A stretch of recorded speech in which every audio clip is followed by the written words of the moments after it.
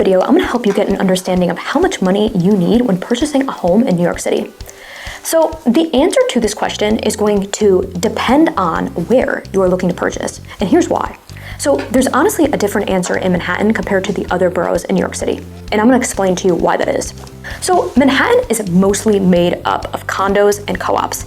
So there are also townhomes, but townhomes don't really apply to what I'm about to talk about. So other boroughs in New York City also have condos and co-ops, but they're not as strict with the down payment requirements as Manhattan is. There are always exceptions to the rules, but Manhattan is pretty much known for being very strict on down payments. So typically in most buildings in Manhattan, you're gonna be looking at 20% down.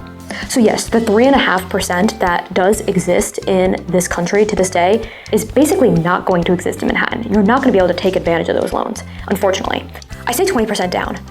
There are some buildings that do go up to even 30% down minimum. But there are also some buildings that are 10% down. Those are harder to find, but they do exist. They absolutely do exist. So keep in mind, we are talking about condos and co-ops here. Now, so co-ops typically require a higher percentage down. Condos are a little bit more flexible, but they might have requirements as well. So if you're ever purchasing in New York City a single family home or a townhome, these do not apply to those type of homes. With both of these types of properties, you can put down as little as the seller is willing to accept when you're presenting the offer. So I would say your best bet for purchasing in New York City, if you are looking at a condo or co-op, be prepared to put down 20% of the purchase price. I would say that's your safest bet. Now, like I said, there are buildings that require more than that, and there are some buildings that are fine with 10%.